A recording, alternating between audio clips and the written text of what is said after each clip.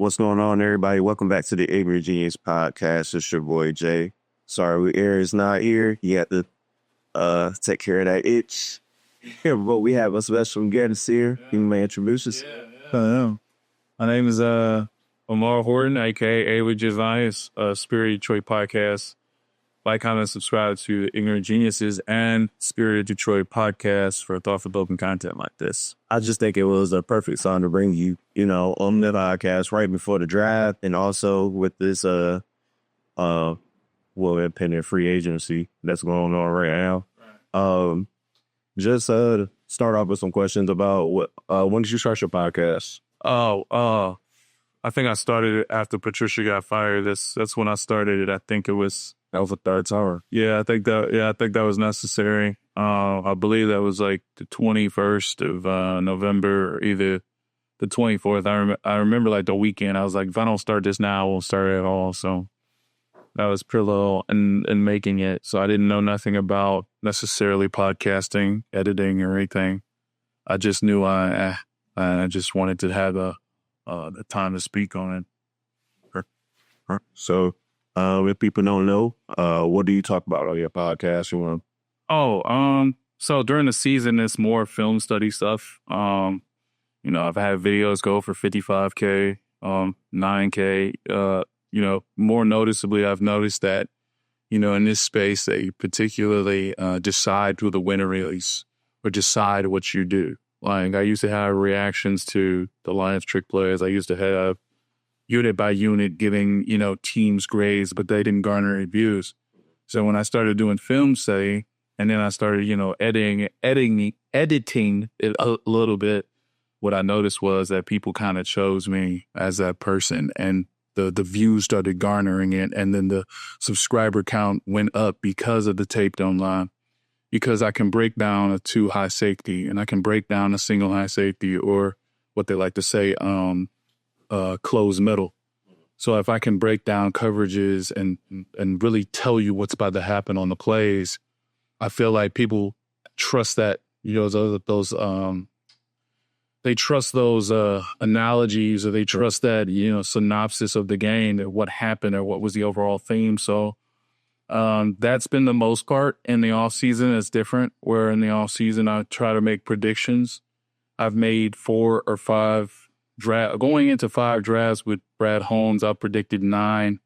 I would say 9 or 10 of his players that he's ended up drafting. So, that's what I do in the off season. So where's your love and your knowledge come from? Did you ever play football and stuff like that growing up? Well, yeah, it's funny. It's like I played football too, but it was in high school. But the thing about it was that really garnered the education was I liked the all-22 aspect of the game. So I would watch Baldinger's breakdowns, and he had him and Sterling Sharp, and I was just like, why don't people watch this? Because they're explaining what happened in the game.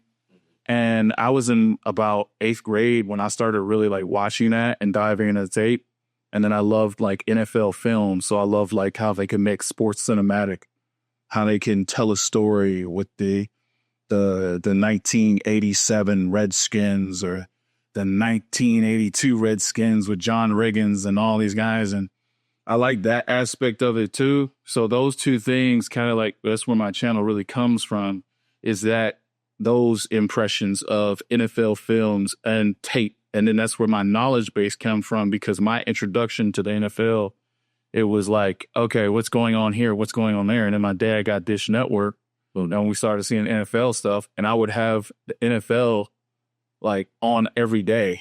Like if it was the NFL Network, if it was the Combine, if it was the draft, it was the Brian Baldinger's, I would not miss it. So I would watch that like people watch UPN. That's how I used to watch NBA TV, bro. Exactly. Okay. So you see how your knowledge of the game, like if you told me like flex, like this is a flex player, this is like pick and roll to the side, and you see how your knowledge of the game trumps everybody else's because you had years and years of that. Yeah. Some people don't know what 3 now either. It's just bad. I don't know nothing about basketball. See, my dad was a coach. He was a basketball coach for the rec center growing up. And I didn't know nothing. And then I didn't even like the game of basketball. So there was a lot of like black jokes that I got because I couldn't play I still can't play basketball. And I don't even mind it because there's a lot of like, you know, whether I went to Cody or Crestwood, it was like, you can't play basketball? I'm like, no, I cannot. But I could tell you what a cover two is. I could tell you the difference between a cover two and a tamper two.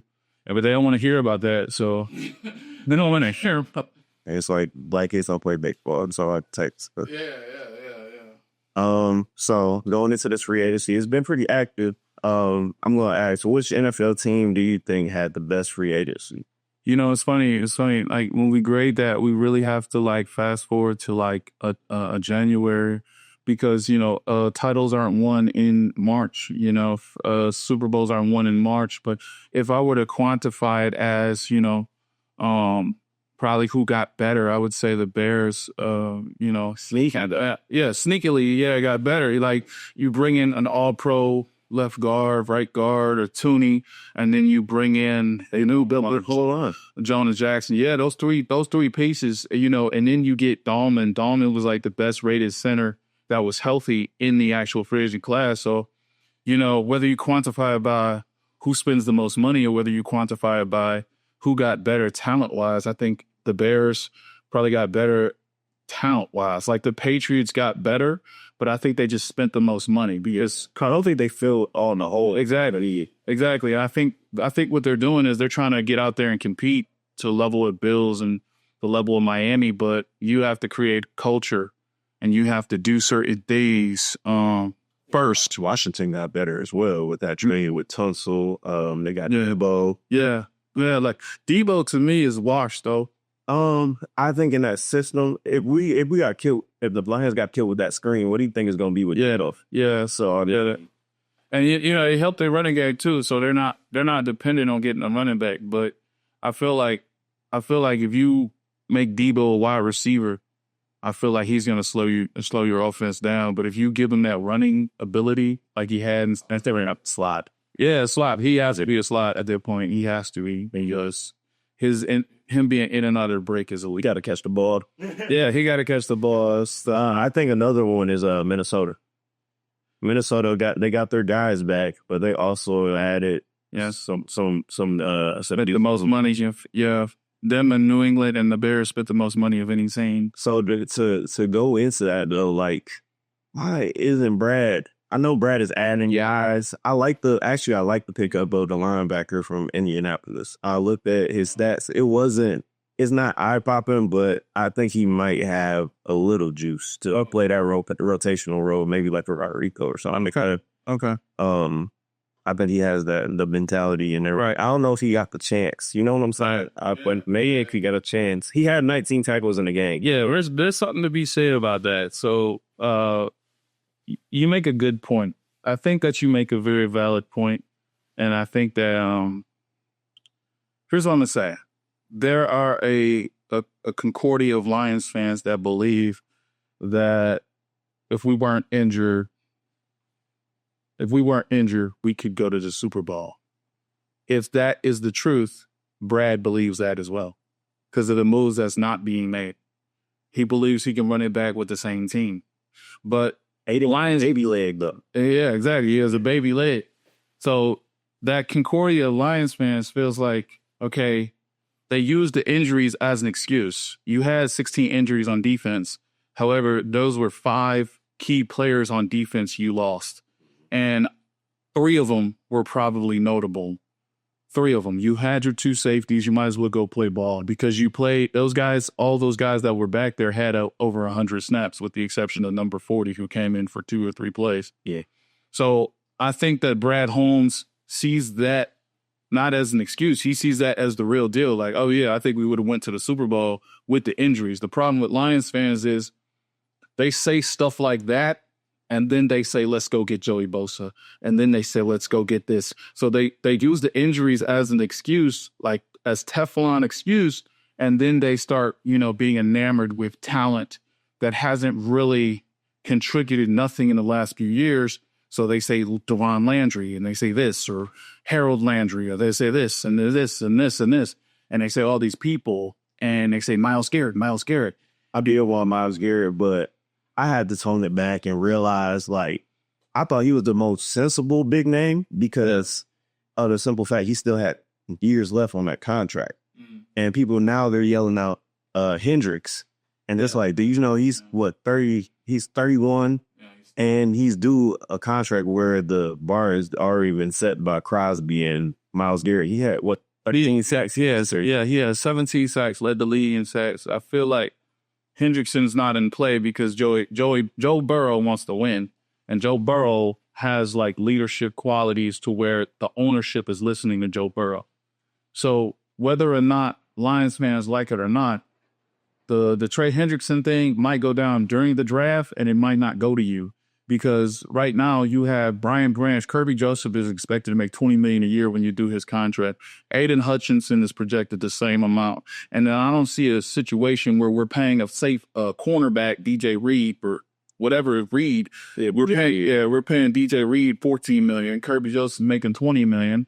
Aiden Hutchinson is making $20 million. And Aleem is making 20. I don't see a situation where you can keep all those supporting cast members. And I think Brad Holmes has been very, very thorough with telling Lions fans, I'm trying to pay my guys. And I feel like Lions fans don't listen to that. I feel like this guy, his moves for the last 4 years, you can subscribe to his moves. I even have a list of his moves of what he has done historically. Like, this dude traditionally doesn't spend money in free agency. He might make a big splash with a trade. I think that irks a lot of Detroit fans because none of our owners do. Yeah. When it comes to Illich, he doesn't spend any money. When it comes to Gores, he doesn't spend any money. Like with is it Langdon now with the Pistons?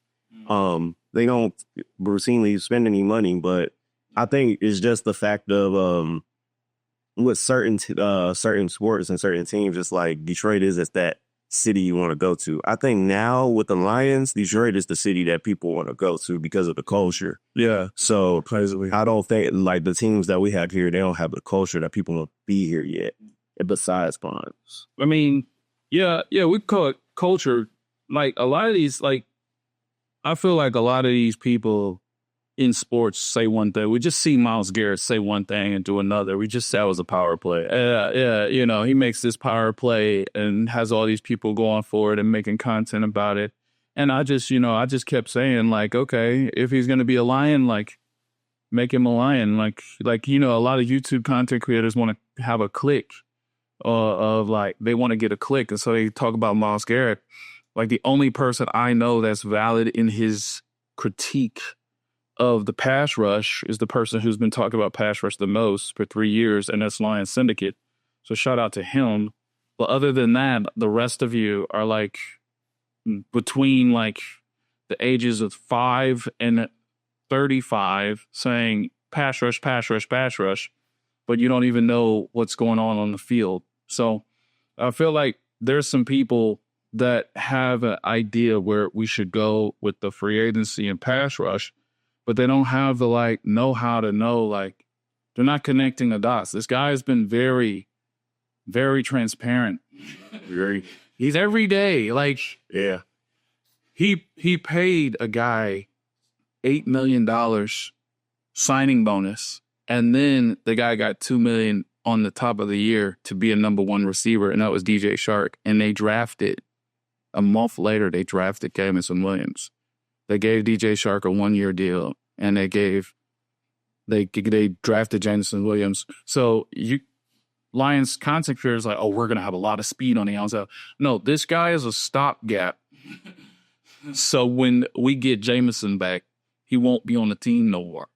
He'll sign you to 1-year deal so he can move on, and he'll draft a player just like you. You know what I'm saying? So, do you have an idea of do you think they're going to make a move at edge in free agency, or you think that they're going to go get a Scorton or a Mike Green, which I don't think he's going to fall to, as he worked his way out of that pick? Yeah. I think. Oh, he also got injured at the combine, so he might fall in. Yeah.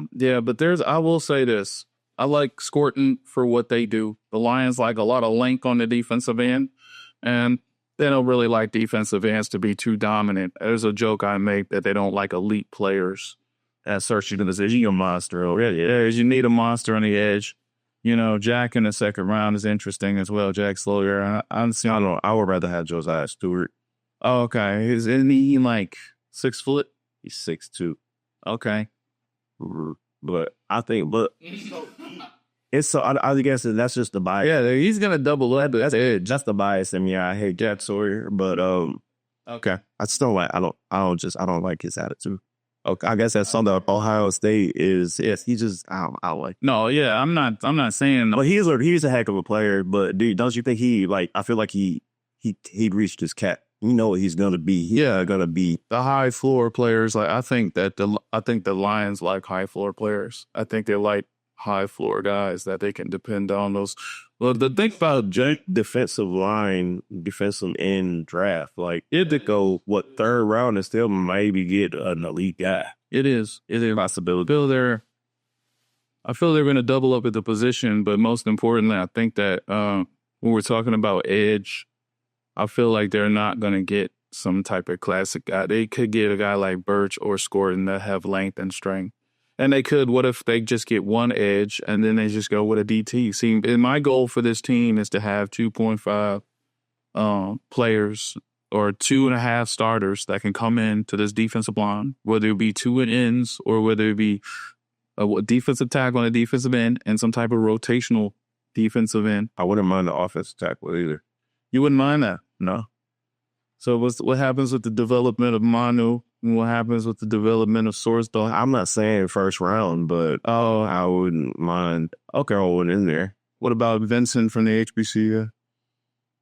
I'll have to look at his stats, but I've seen several, I think like second, third rounders that you not go too high, bro.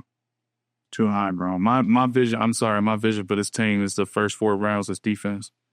And I know for a fact that's going to be like, that's going to be disrespectful. But, the players on that defense, I don't see any dogs on that defense. I don't see any. If we see dogs, we have Aiden Hutchinson. Okay, he's coming off a puppy leg. And then you have Kirby and Branch. You have 3 dogs on this defense. There's high-tier players, high-tier rotational players like Anzalone and Brown Campbell dog. Elaine Campbell. He getting there. Yeah, I think Campbell's a high-tier player. Like, when I see this defense, I'm not scared. Oh, no, I'm not scared.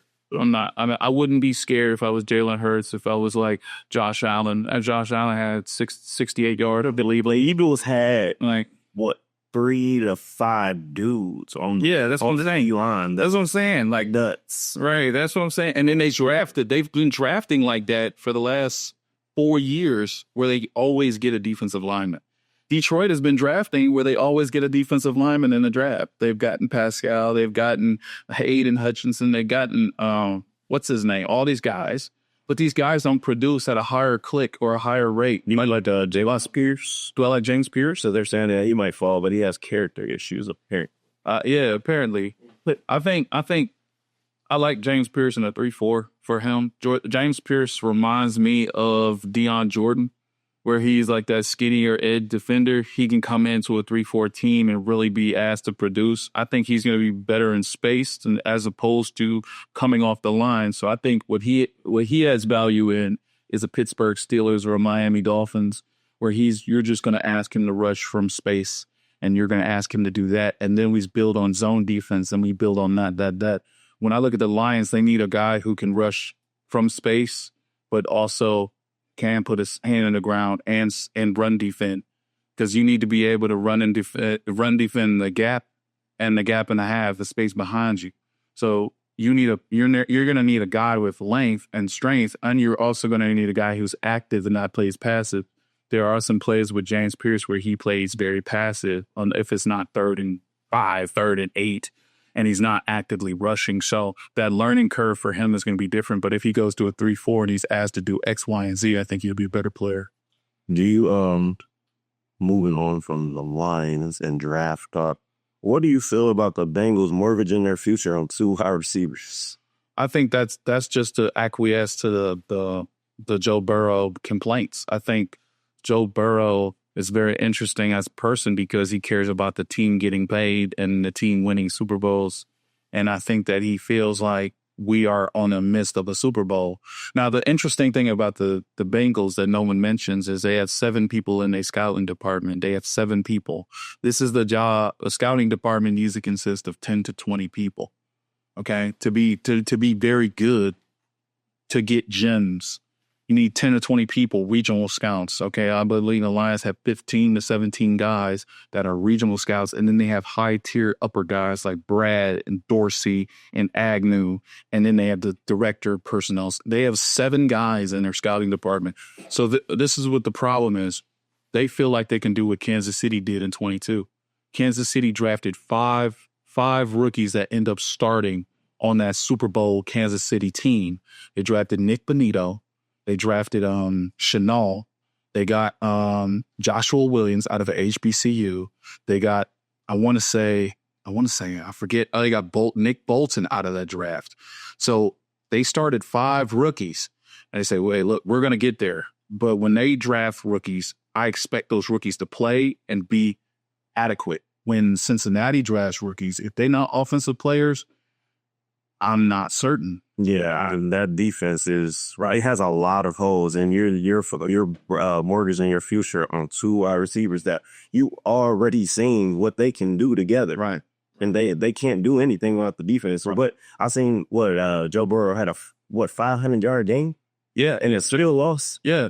See, that's another thing. Is like some of those wins, some of those losses that they had, not only stopped their playoff hopes, like the first loss against New England, which I knew they wasn't going to be New England at home. I felt like that coach had something to prove, and he was galvanizing his players, and they played up to a standard and then fell apart.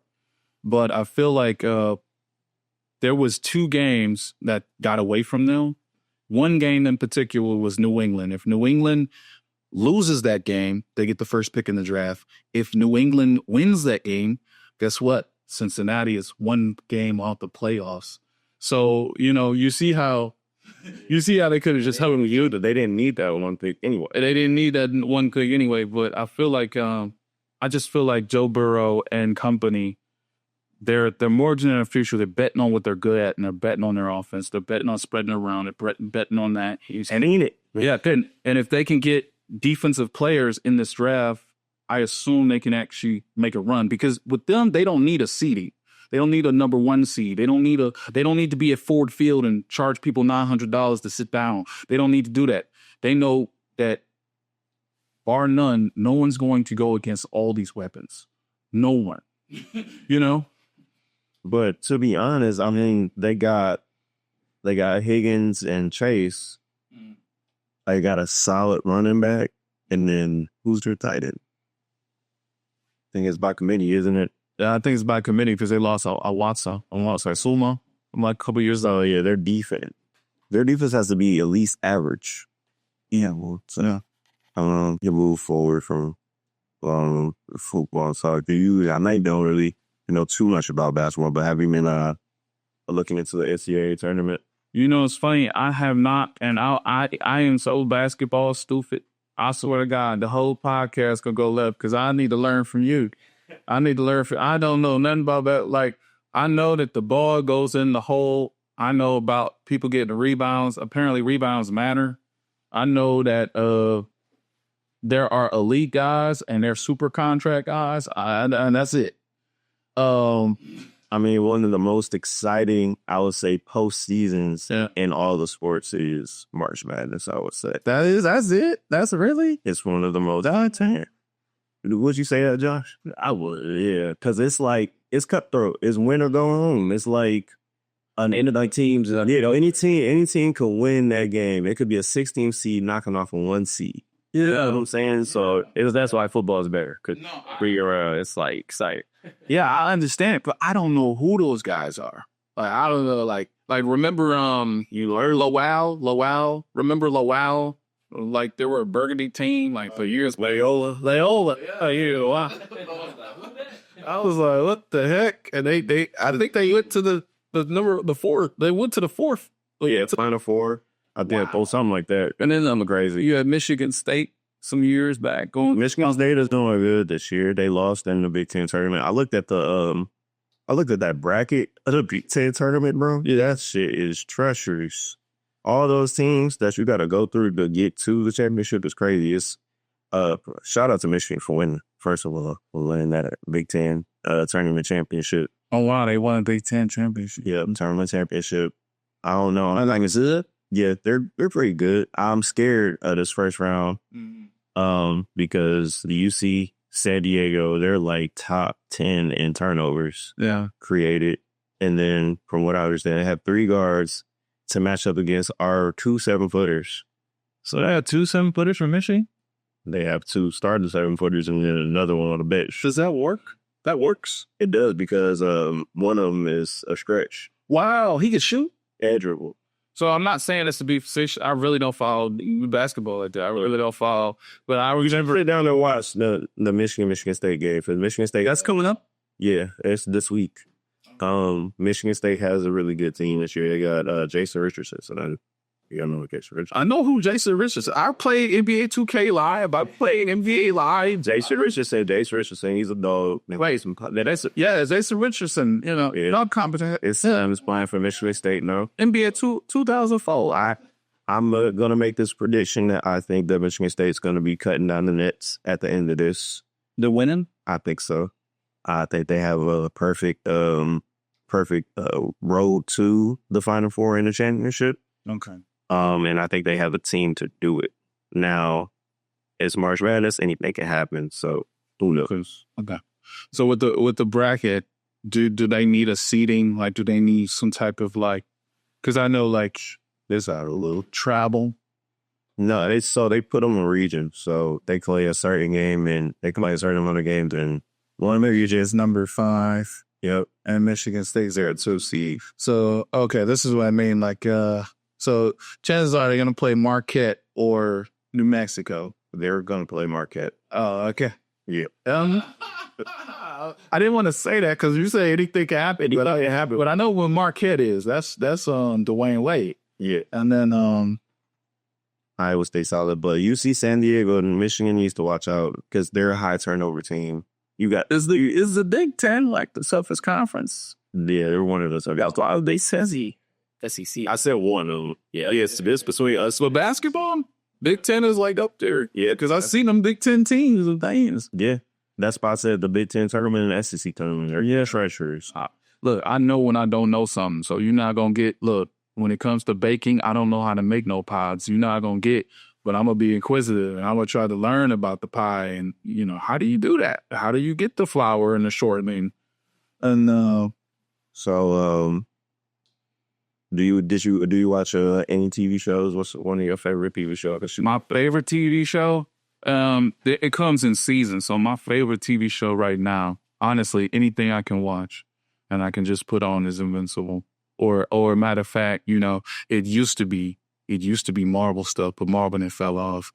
But I would say the Invincible, the Homelander, like the dark superhero stuff. Because once, it's weird because I actually feel like those are more... They're realistic, yeah.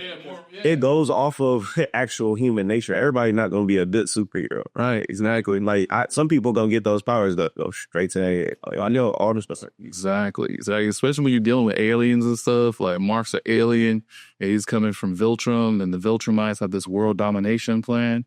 But, or galaxy domination plan. Like, it's interesting because that's how we normally think aliens going to be, and that's how normal people think. Like, so you watch like The Boys and... I watched The Boys. Yeah, I was going to say like, you know, Homeland, like that's my guy. Like looking at the character development of Sister Sage and Homelander and all these people. Like, so I'm watching them after like the second season. I need to catch up. But yeah. That second season got boring to me. I don't know.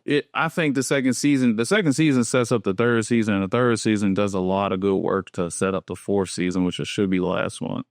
So, I watch a lot of that. If I don't watch that, there's only one show that I was like dedicated to, and that was Power. So that was Tariq St. Patrick, the king, the new king. He shouldn't be the king. We know he's not the king, but we have to bow down to the king. And he's like the new ghost. So Power, the Power universe in general, with the exception of the Kanan story, I watched all. Oh, you know watching Kanan? I don't watch Kanan, bro, because it's mainly because he's so stupid. Him, The light-skinned dude, too, they stupid. Yeah, bro. They be... he have been like talking about catching a body for 5 seasons, seasons now. We did discuss it last, but it is a maturation. It's building up really slow. Like we trying to see the turn where that like switch flips to him. Then Because he want to be independent from Rock, and then he has to join Rock, and he wants to be a partner of Rock, and he tries to get away from Rock. Now he got a new boss. A new boss, man. He's just He doesn't know he wants to be a boss. He doesn't get that. You know what I'm saying? Like, but I do like BMS though. BMS I could watch. That's coming available, but I don't know if I could watch this new season. Misha's gonna be in Mexico for like a half a season. Bro, like this is probably one of the best stories. Like, no, let me say that family. This is like the best. No, I'm saying I like the past couple seasons. I'm saying this new season, what they just showed me, it looks cheesy as shit.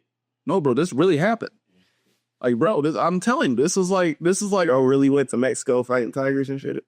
Yes, bro. Like,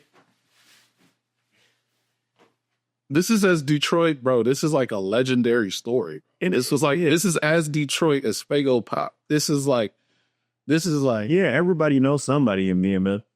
I don't know anybody. I'm not connected to anybody. I've ever said that, but everybody claims somebody can tell you stories about BMF as they from the city in that time period.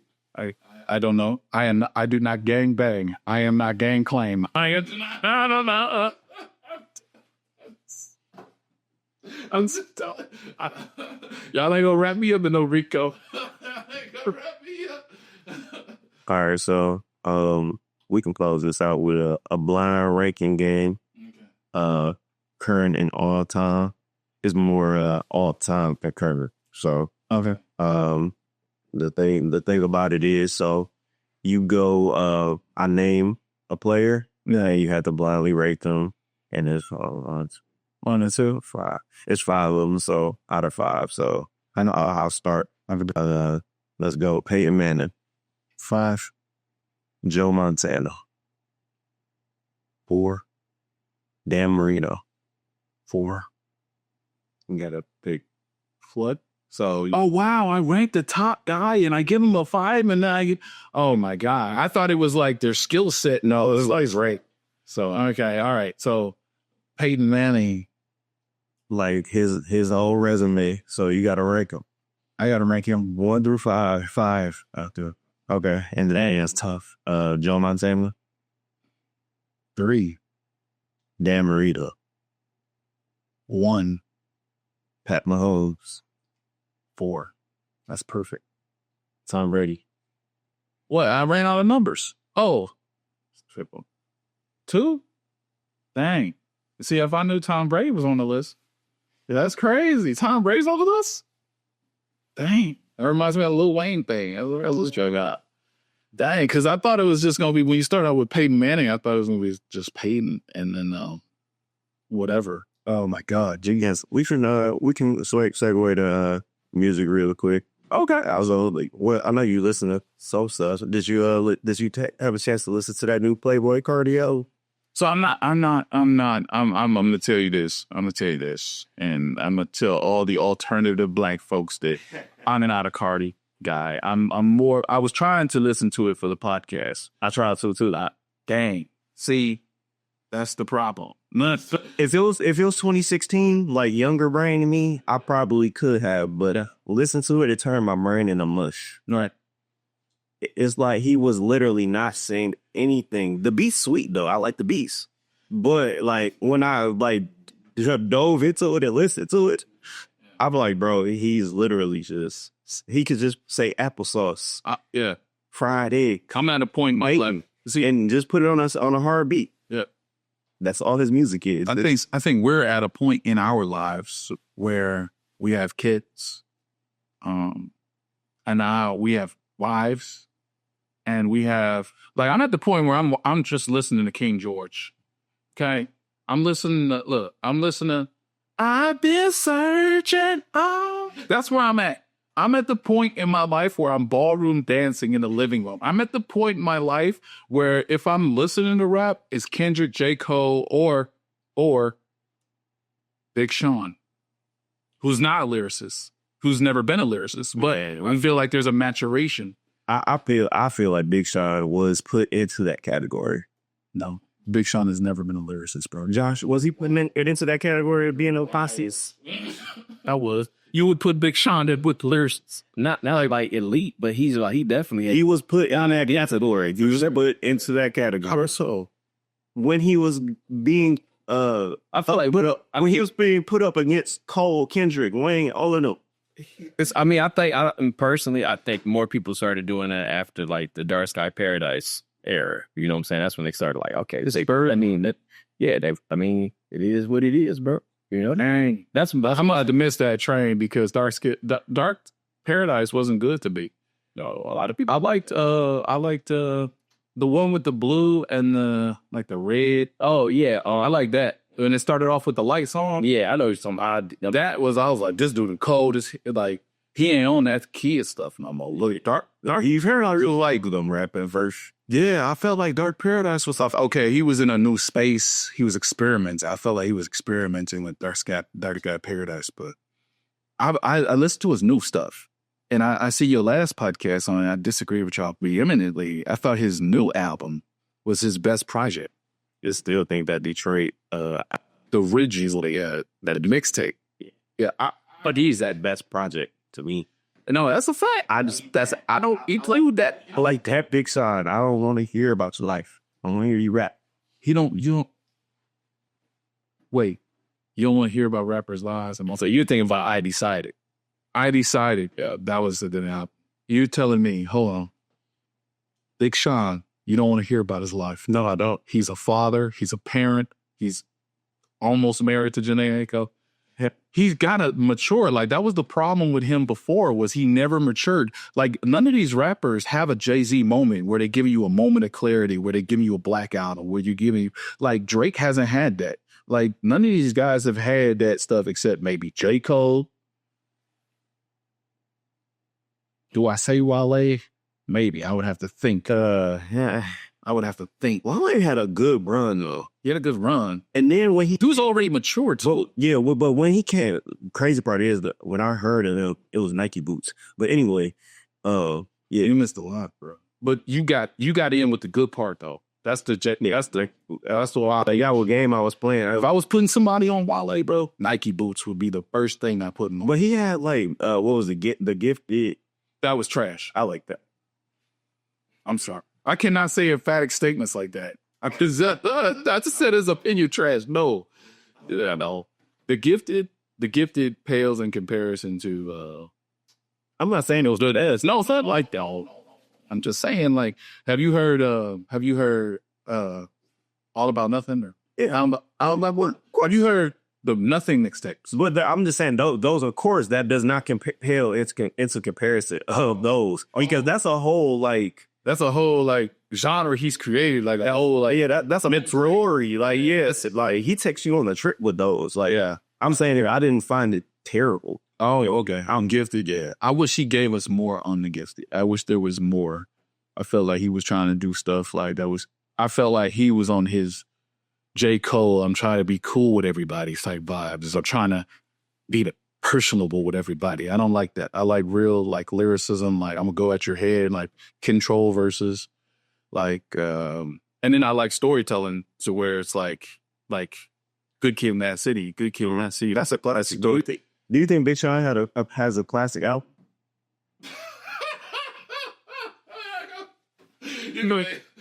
I'm not. No. It's funny. My podcast called The Spirit of Detroit. And I'm saying the most outlandish Detroit stuff on the podcast. If I say classic, it has to be his new project. There's no skips. No skips. A classic is no skip. Okay, a classic is no skips. Finally Famous is no skips. Oh, wow. You're not. Look, Finally Famous is no celebrity. That's not a classic. It's a classic for that time when we was 21 years old. We was going to the frat parties at Eastern or wherever we was going, bro. And we was trying to get down with the pledges or whatever we was trying to do. We was trying to discuss the frat parties at Eastern. Those were fun. Yeah. We're married. I forgot. We're married. I kid this guy. I didn't even go to college. I just graduated. My wife see this, she gonna be mad. What frat party did you go to? I was going to the information. I was trying to be. I can't even discuss it. We can't discuss it. Well, yeah, Big Sean has no classes. I think of classes like You called him a lyricist. He has no class. I'm not calling him a lyricist. I'm saying he fall into that category, but by who he was compared to, he was by default put into that lyricist category. He was by default put in that category. I mean, when guys like Shorty Low are coming out, I guess you're a lyricist. And, you know, He was by default put into that category by the people, by his peers that he was going up against. I'm not laughing at you. I'm not. I'm just saying that's what it was, and he failed to build But it. you also said he was bubblegum rap when he first came out. When he first came out. So okay, we said he was thought to be the new age guy as a lyricist. Yes, And okay, so that's what I'm saying. Yeah, Okay. For me, I always put him in that B tier with Meek Mill, Wale, and him. And I've always put him in that tier because they're good at what they do, but they don't have this like stop the world ability. Like when J. Cole drops an album, it stopped the world. When it's not just J. I say Meek has a class. When I don't even want to say his name, Aubrey Graham at that time stopped the world when it dropped an album. You got a Aubrey Graham fan. Well, first of all, I'm an Aubrey Graham fan too, but I know what's going on. What's this all? I don't know. I know it's over. It's over. He has a shrine in his closet. It's an old brother. Ain't no 305 in Miami no more. Ain't no 305 in Miami. My head ain't in the clouds no more.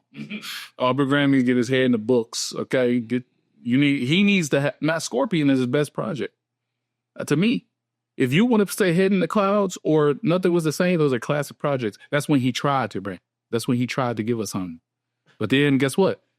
I'm an Aubrey Graham fan too. But when I see 81 writers, when I see all this evidence and I see all this data, and I gotta still say this is the guy, this is the next Jay-Z, and people are like, how? When Jay-Z is making stuff off the dome in the hit. If I had a mic, I would more. He's in a different. Drake is in a different realm though. I heard somebody compare this though. They're saying like, in regards to writers and stuff like that, he's going up against these pop stars with teams of writers and stuff like that. That's why they're saying like that's what the comparison is. Like he's going for those large awards, not necessarily like He's trying to tell us he's the greatest rapper alive. At the same time, he's going up against Taylor Swift. That's him in a nutshell.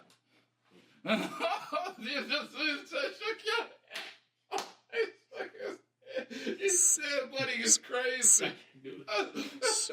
So you say you also listen to like King George and stuff like that. My parents actually put me on that. I did not know that was like blues. Oh yeah, it is. I didn't know that was blues. I had no clue. My wife was just telling me it was blues. I was like, that's blues? Yeah. And that's just the space where I am right now. It's just like I'm still listening. like Big Sean's last project, Music. for me is like if nothing, and look, I can't play. There's some people I can't play in my car no more because I have a daughter, right? Like Sexy Red and Megan Thee Stallion. I've never played them, but they're like the devil. Okay, so for me, I'm just looking at them like I don't want you engaged. And then when I do play, like we had with the bounce station. Remember we had bounce and they used to like just play all the old school hits and And now I'm hearing bounce and they got J. Cole's first album as an old school hit, and they got Born Center there as an old school hit. I grew up with riding in the car with my grandparents to Smooth. Yeah, 98 Corks. That's 98 was the one. But Yeah, man. so we can end it with that. Any other things you wanted to get off your chest here at the Ignorant Genius podcast? Nah, I just want to hear Buddy's thoughts on Drake because Buddy gonna argue with me about Drake. I want to cause no like. First and foremost, I just want to thank you for the podcast. Oh yeah, I love talking sports, music, and I really don't know nothing about basketball. So, like when y'all discuss, like I don't know But that's why I brush it with fire, because I was in my free time I'm watching your pods. You know what I'm saying? I like the analytical aspect that you bring to it, and you actually deep dive and delve into stuff. So it gives me a lot of knowledge on stuff I didn't know. Like creativity or things like that. People that we should look out for. Do you think we should get Ojor? Did he get re-signed? No, Ojolari is still out there. What you want him? His pass rush win rate is very good, but he doesn't do anything in the run game, and I think that's where the lines are at. Like, plus with Ojolari, he had 8 sacks 1 year. Are you going to pay him off that 8 sacks from 2 years ago, which would get him to $10 million, or are you going to pay him off of last year's production, which was not that much, but his win rate was great, so his potential. So if you pay him off potential, you're looking at $10 million. If you pay him off what he can do, you're looking at maybe $15 million a year. He's not worth that at all. So, I think Ojolari, if he does get a contract with anybody, it's going to be 8 million a signing bonus and a $2 million deal, or it's going to be some weird like that where he got that much, but you're going to break down the stuff. It's like 1 year, 10 million, just like Fowler got. Like Fowler had his best season of all last year. I think that was his best season with the Commanders. The Commanders offer him $10 million for 3 years each, which is $30 million. He said no, and he ended up taking $8 million. I think that same thing is going to happen with Ojolari.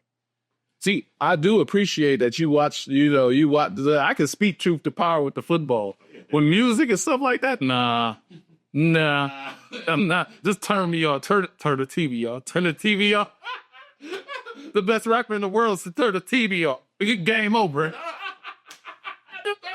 They say they hated this dude. They say he was boring, but I find that music entertaining. I hated Kendrick for a long time, bro, because I was a J. Cole stan. You couldn't tell me nothing bad about J. Cole. So J. Cole, I grew up with the Cinder. I grew up with this. So J. Cole is it. Workouts, anything he dropped. I was like how a Drake fan is. So, but I've heard Kendrick. The first song I heard by Kendrick ever was Po Man on Section 80. I believe it was Po Man something. And I was like, whoever that dude is, that dude could spit. And then after Good Kid, Mad City, I started seeing stuff. I'm like, oh, well, J. Cole's great, but this guy is cool too. This goes. Then I started seeing he's the next Tupac. What? Then I started seeing he's the next this. And then when he dropped the Black People at the White House, he was God. When he dropped Control, he was everything. I'm like, how is he everything? He's just been in the States. And like Drake says, he only gives us moments. He doesn't give us like I asked the guy at work this. I asked another guy, like, is To Pimp a Butterfly a classic or is it a masterpiece? And I think a masterpiece is like, okay, like the Mona Lisa. I don't get no feelings from the Mona Lisa, but we know the Mona Lisa is a good piece. We know it's worth a lot of money. We know that Da Vinci's art or whoever, Van Gogh, whoever made that, is the king of that piece.